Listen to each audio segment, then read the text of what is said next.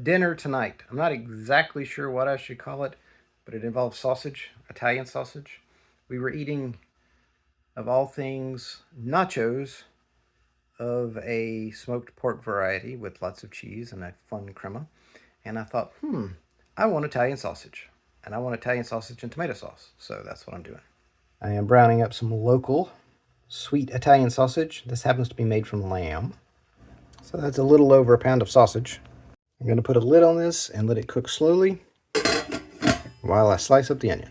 And a large white onion, about the size of a softball. So I covered the meat up with the onions. I'm going to put the lid back on it and cut up the bell pepper. 1 medium bell pepper. A couple of teaspoons of salt. Because the meat has no salt, just seasonings, and the veg needs it. And then the tomatoes that go in here will also need it.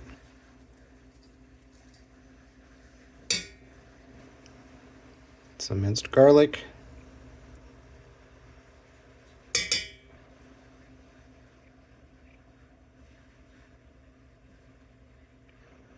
And this is out of the refrigerated section in a jar because it is time saving.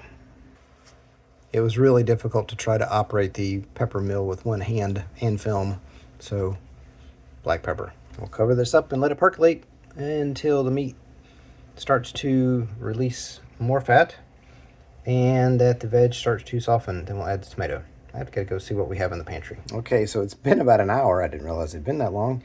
I've left it on low and I haven't taken the lid off, so let's take a look. As everything steams up. All right, the veg is nice and soft. The meat has let off a lot of juice along with the water from the veg. So we will stir this up and add tomatoes. Because the meat was cooked in this damp, humid environment with all this moisture and was not browned, it's a lot more tender. It breaks up with just a simple push. Some of it's a little tougher because it started to cook before all the liquid came out of the vegetables.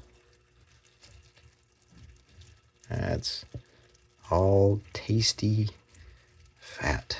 All right, adding in a box of chopped tomatoes. Maybe hard to do with one hand. There, yes, that was hard to do with one hand. Rinse it out with a little wine. All right, I've rinsed the box with some red wine. I've rinsed the tomato box with some red wine out of a box. We don't drink a lot of it, so it helps keep the air out of it. Adding a little of our salty house seasoning. All right, it's all stirred in. I'll put the lid back on it and let it percolate while I get the pasta cooked. Nope, that's not on. There we go. All right, we've got some radiators.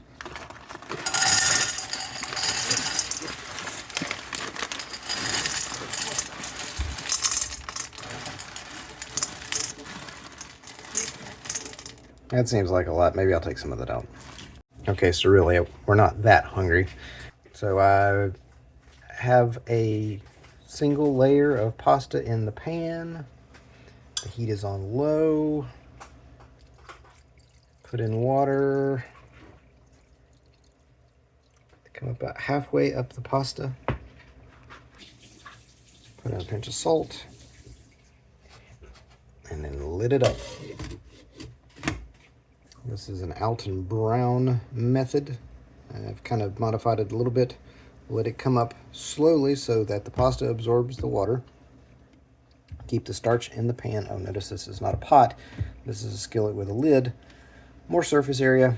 The water will soak into the pasta. The starch will stay in the pan. And then we can add sauce to this. I may add some more water depending on how quickly or how large the pasta swells up.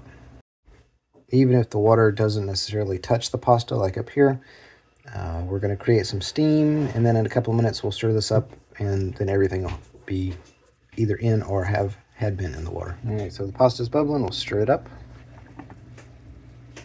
and it's almost absorbed all of the water in the bottom, so I'll add some more. This is going to slow the cooking down.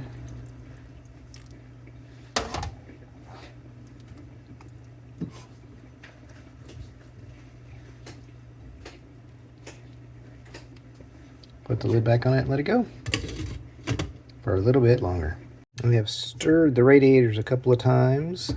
You can see that there's very little liquid left in the bottom, and that it's really thick because what is there, because it has starch in it.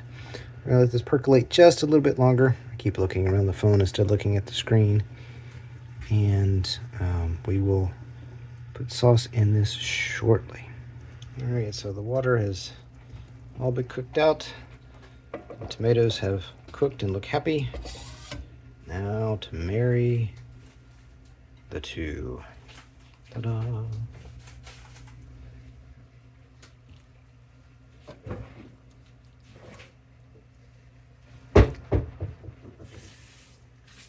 Okay, so I've kind of stirred that up. As this cools to a temperature to which we can eat it, the starch will help thicken up a quasi sauce, and it will help the liquid, the juices, the fat stick to the pasta. There we are, dished up. Now to see what the boss thinks.